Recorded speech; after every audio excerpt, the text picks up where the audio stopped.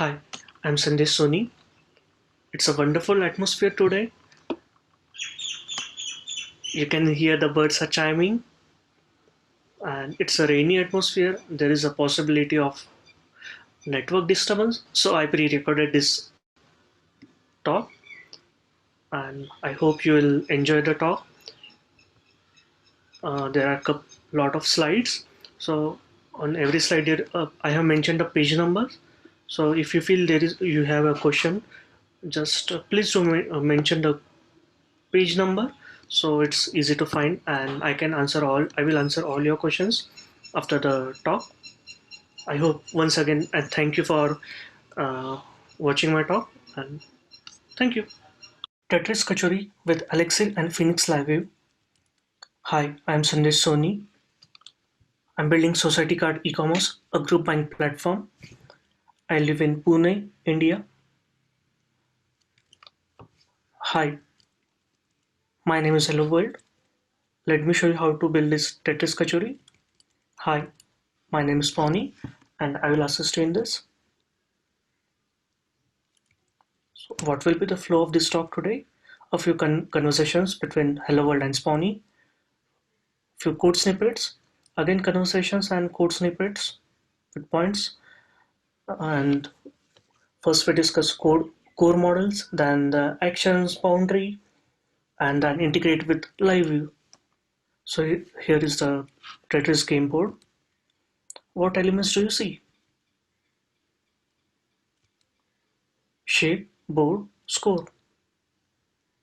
Any more? Yes, current shape, next shape. Let's discuss what else we might need. Okay, introducing coordinate system.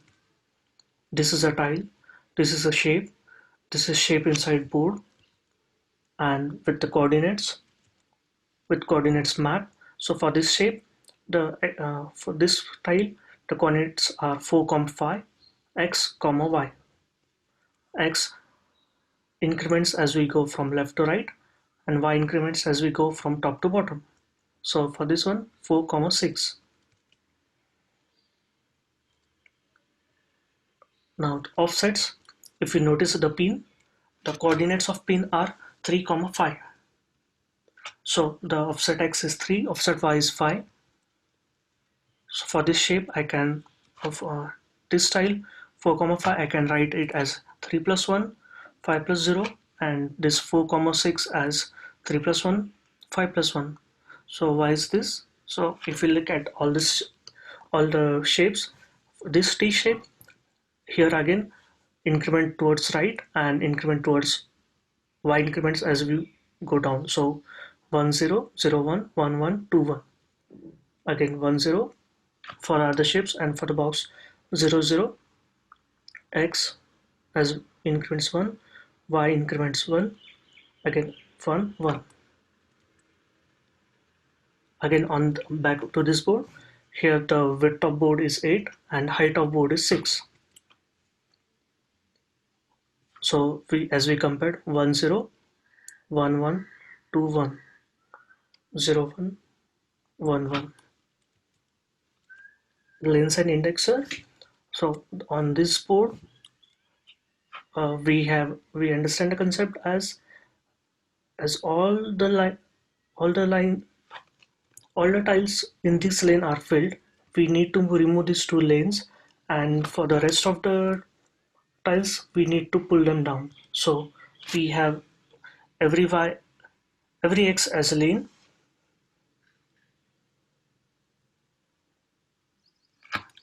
and every lane has tiles inside it. Now the game model, this is our board: active shape, next shape, score, offset x, offset y, and the game state, which says is the game running, game or game over.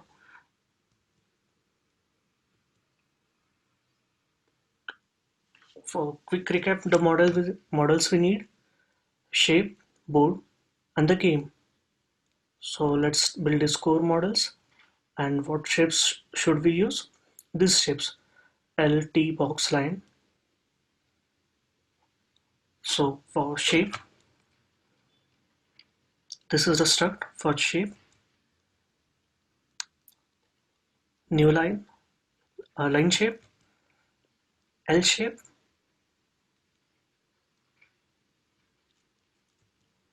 box shape,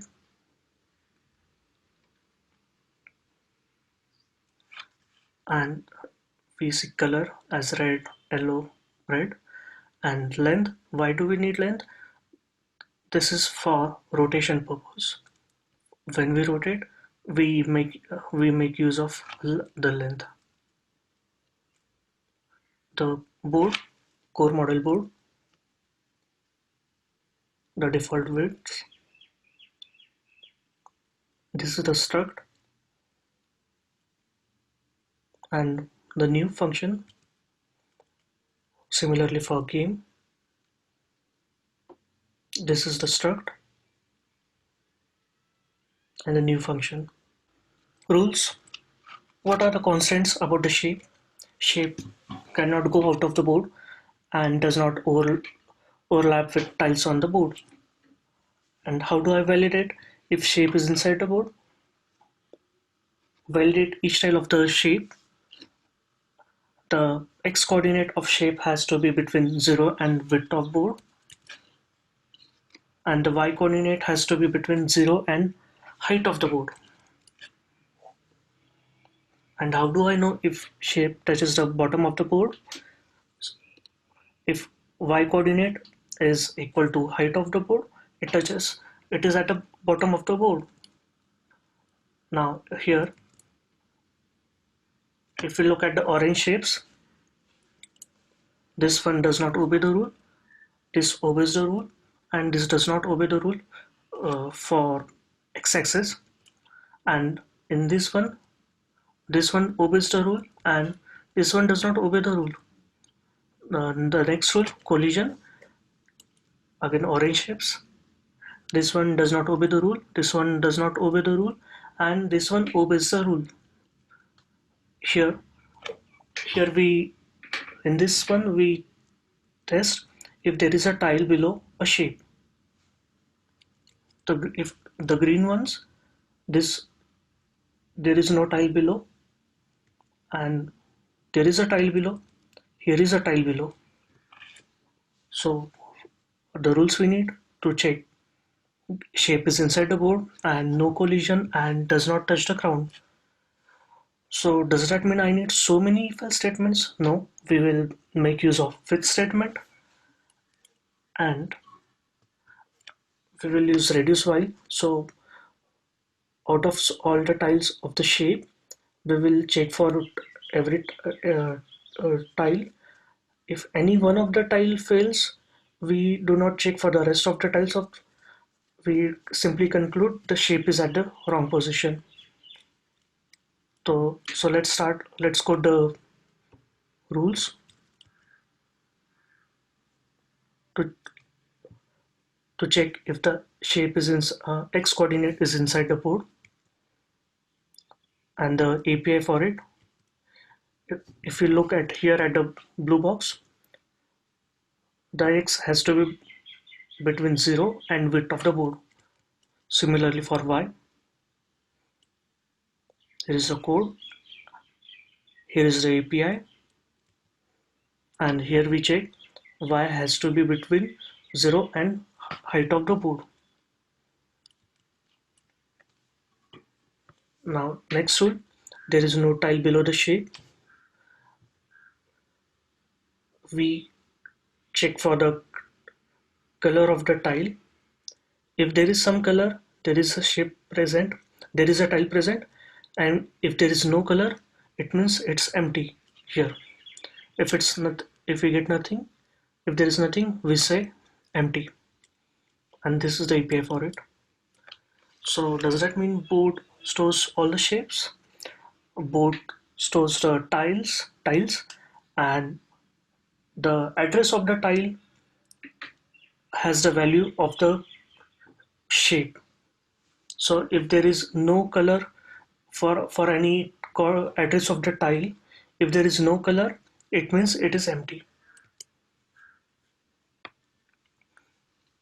And the next one, the collision.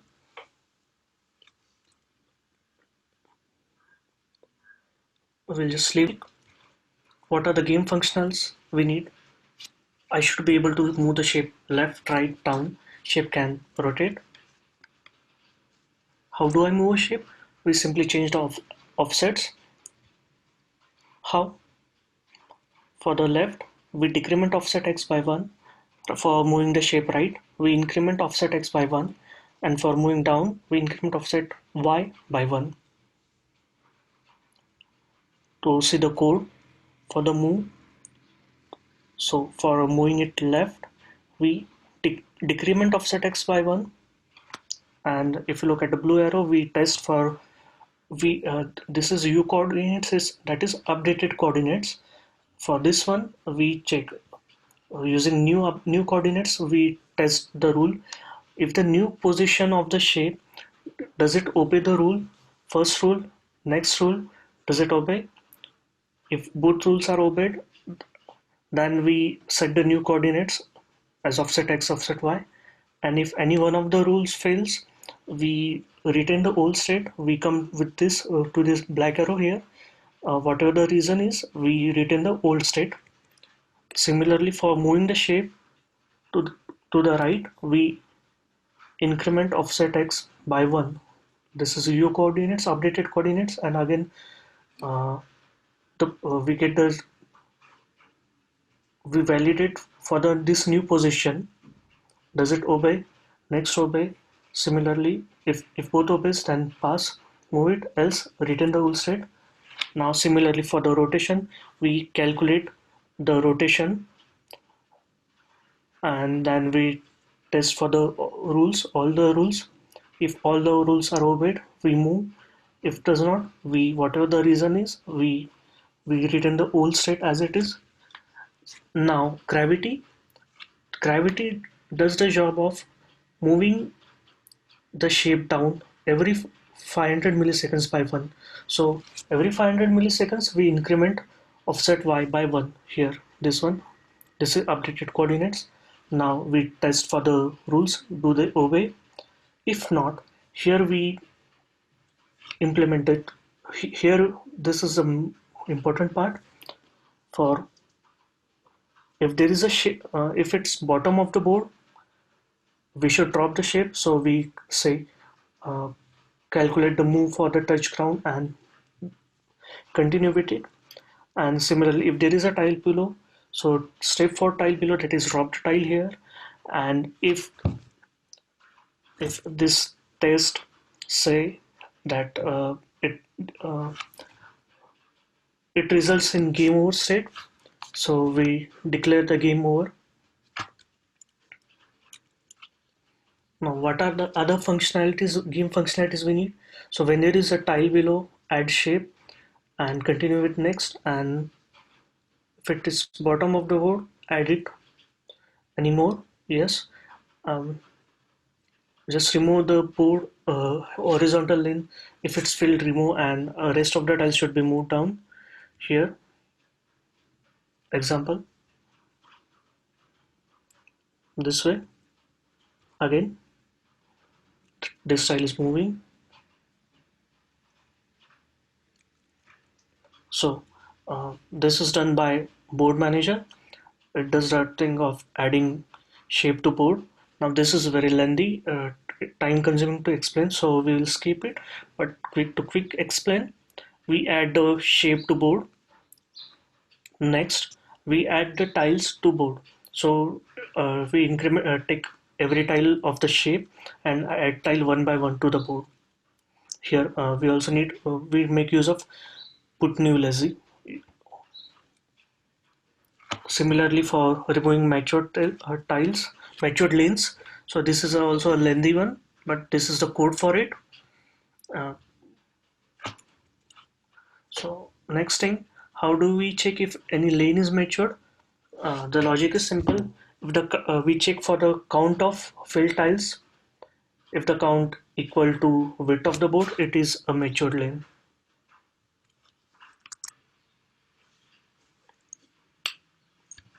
How do we maintain the state?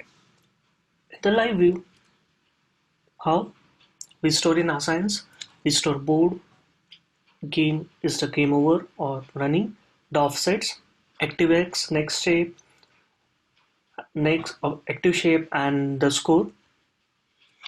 So let's look at the code. Here this is index.ex file, and we need this private function, generate socket from game. One more private function, generate game from socket. So where does this game come from? Here, let's look here. In the mount, we say game is game.new, the game game model which we previously core model which we created here. So in the new socket we say generate socket for this game, and this all these assigns are created. So, and this is how the new socket. Okay, and how do we capture key press events, left arrow, right arrow, etc. Using handle event? We match the key input key with the arrow, and appropriate function is called. So in the handle event for move, we uh, we match the key, and here we match the key with, for the arrow right we say game logic dot move right, for the left we say left, for arrow up, and for arrow up we say rotate, and whatever the result we get here, this result we again recalculate the socket here using that previous helper function, generate socket, and this socket we say simply say use the updated socket state. Okay, what about the gravity? A counter increases offset y every 500 milliseconds, and this should move the shape. So we need this new additional function, handle info and tick. So whenever a tick is it receives a message to tick, we say we calculate the next state after the move. So we pass in the game logic move, we pass the game state and the gravity. So the next move is calculated and we get the next move. So at and here we we send a message to ourselves again, a tick of after 500 milliseconds. So and where does the first tick get gets the message from? Here in the mount we add this, for the first time we add this process send self, this tick, and send after 500 milliseconds. So this is the new updated socket, and that's what we reflect. Okay, but front end CSS we use grid. Okay, and that's all for today. One question please, how do we conclude game over? Okay, uh, we test, for every move we test a rule whether the tile is present, and if the height of that is less than game shape, we say game over. What is next thing you are planning to build? President Mario. When? Soon at Spawnfest. Is the code available? Yes, it's public. GitHub, and this is the URL. Any questions? These are my email and my Twitter. So thank you. Okay, so thank you very much for this lovely presentation. I will now stop sharing and we will proceed to the Q&A session. Sandesh, can you hear us well, loud and clear? Yes, loud and clear. Okay, perfect. I will just now have a look at the session Q&A. I do encourage everyone to go into the session Q&A tab and ask Sandesh some question related to his talk. Fabian is asking, Tetris nerd here, and his question is related to the game logic. And the question is, usage of with for the rule means there is no delay between the rule evaluation, meaning any violation ends the move. Is there a way to allow in-place rotation and sliding? Okay. For hi nerd, it's really nice to have this question from a nerd. And for the in-place rotation, yes, we can change the logic, and there can be multiple things like you can even say there is a small blinking tile which blinks and which can even overpass the other tiles. There can be multiple variations. So you need we need to write some logic. It does not have much to do with Elixir. It is with the logic, and it is possible to do in-place rotation, but I really don't know which should be the how to do it. I used this as a simple one to uh, okay. If you notice a offset X and offset Y, they start at top left corners. So if you move that to the center, and then uh, for the right and for the left, if you can think of something, and yes, then you can do the in-place rotation. You can also do one a funny thing, like whenever a rotate is placed, the shape should be a new shape, every new kind of shape. So now it is a line shape. Next on when I say rotate, it should be a box shape or L shape or S shape.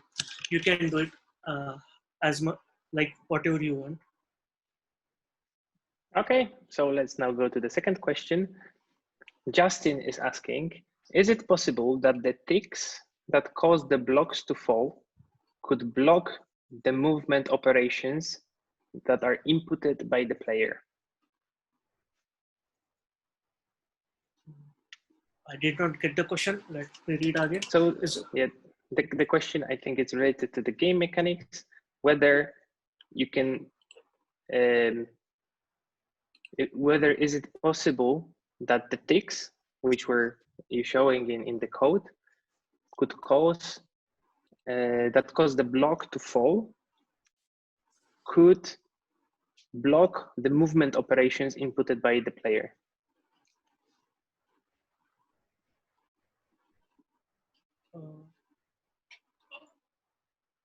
I really did not get the question. Okay, so maybe if we could just ask Justin to try to rephrase the question and we'll get back to that one. Yes. Another question, Fernando is asking, maybe I missed something, but I didn't see the game working. No demo? Okay. The demo I need to play on my machine. And Okay.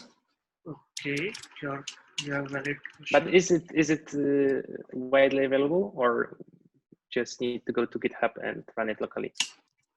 Well, let me run it here on my machine, okay. And I will definitely show that demo. Okay, can you just share your screen? Yeah, I'm booting it. And okay. You have to remember that the hopes are high for your Tetris skills.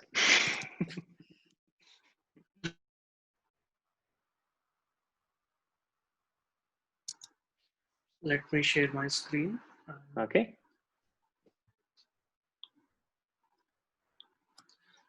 Please let me know if it's visible. Yes, we can see it. Okay, so here is the demo, current shape, and the next shape. And yes, we will also rotate it. Not this one. Don't rotate this one. Oh, okay. Oh yeah, man, this would.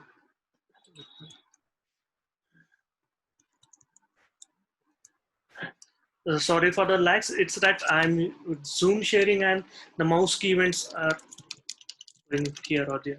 So now it's, yeah, I can move and also. Don't worry. Yeah, we can see it. Oh. With the colors, with the rotation. I need to click every time I need to click the screen, and here we go. So to the first question, I'm rotating from the top left point here. Here, this one. I'm rotating from here. So he need to move that point to the center of the shape and think of some logic around it. So I think if Bruce has some video series on it, if he has some different approach, maybe we should check. Okay, thank you for the demo. I think we can move on to some other questions. Let us try to sorry let us try to mature one lane, and that will be fun. Yeah, this is now we can happily close it. Okay. So Mayanak is asking an off-topic question. Sure. He's writing that he would love to know more about the Elixir and the LiveView meetups in India. And he's saying that he's from Delhi. So if you could just say a few words about that. Okay. Yeah. In India, we have many meetups. I started first with Pune meetup. We also have Bangalore meetup, Hyderabad meetup, and Delhi meetup.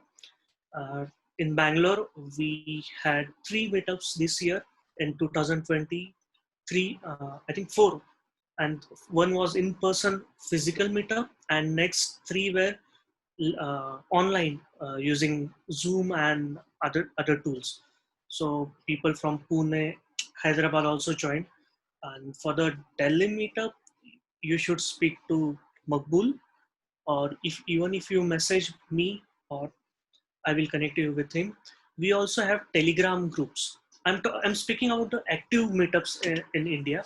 So all these 4 are active, and everyone has their own Telegram group. So for Elixir Delhi, there is a Telegram group. And if you go on meetup site, you can find more meetups, but the active meetup is by Makbul for Delhi. For Pune, I'm the person, the meetup organizer. Even in the Bangalore, if you search for Elixir meetups, you will find 4-5 meetups. But the active one, if you check the name of the organizer where my name is present, that is the active meetup.